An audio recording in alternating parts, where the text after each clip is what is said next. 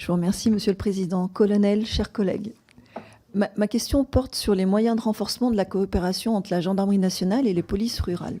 Le projet GEND 2024 donne notamment la priorité à la proximité avec la population et au renforcement de la présence des gendarmes sur l'ensemble du territoire français, en particulier dans les zones les plus reculées, comme cela est le cas sur une partie de ma circonscription dans le Puy-de-Dôme.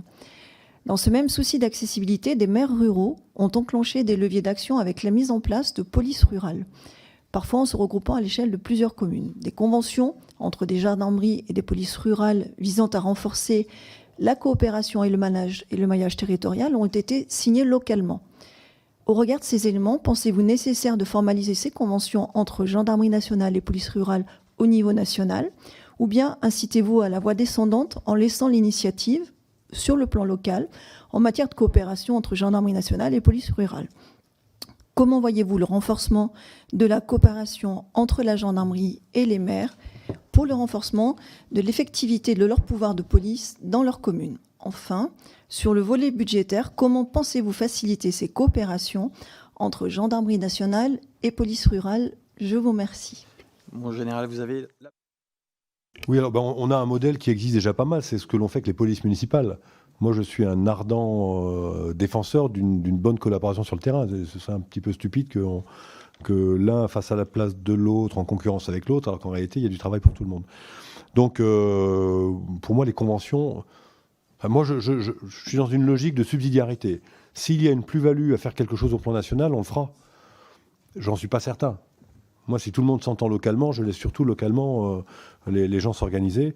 Mais si on veut élever, je le ferai. Mais je ne suis pas certain d'apporter une grande plus-value. Et moi, je suis très content de la façon dont les choses se passent. Avec les polices municipales, par exemple, on a 1943 conventions.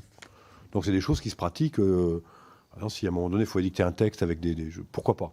Mais si ça apporte rien, on ne va pas faire du papier pour pas grand-chose. En tout cas, moi, je suis très content de la façon dont ça se passe. Je pense que la coopération, c'est pas forcément une question d'argent. Il faut avoir les idées, il faut regarder localement ce dont on a besoin et que les gens se parlent. C'est un sujet de confiance réciproque. Alors la confiance, ça se mérite aussi et ça se gagne. Et il faut aussi que les gens se voient et pour qu'ils regardent un petit peu dans quel domaine il y a lieu de travailler. On a des gens à la DG qui peuvent distribuer les bonnes pratiques. Et ça, on peut le faire. On peut dire, bah, tiens, à tel endroit, voilà ce qui se fait. Ça, c'est des choses qu'on peut assez facilement organiser pour donner des idées.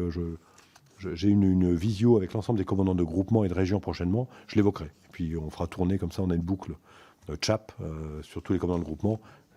Ils mettront cela et puis ils partageront les bonnes pratiques pour pouvoir ensuite se les approprier. Et puis, quant à la coopération des maires et des gendarmes, moi, je veux que la coopération, elle soit constante. Là aussi, c'est pas tellement un problème financier. On a développé des formations pour la gestion de crise au profit des maires. On a développé le sujet cyber, l'autodiagnostic et pour les aider à regarder cela. On a développé d'autres applications pour les alerter en direct. Enfin, moi, je suis partant pour tout. Encore une fois, on le doit aux maires. C'est la redevabilité dont je parlais. Moi, toutes les bonnes idées sont bonnes à prendre et puis on fera ce qu'il faut pour les développer. Donc, en tout cas, je suis un ardent partisan de ce qui se passe et de ce que vous avez décrit. Et c'est bien pour tout le monde.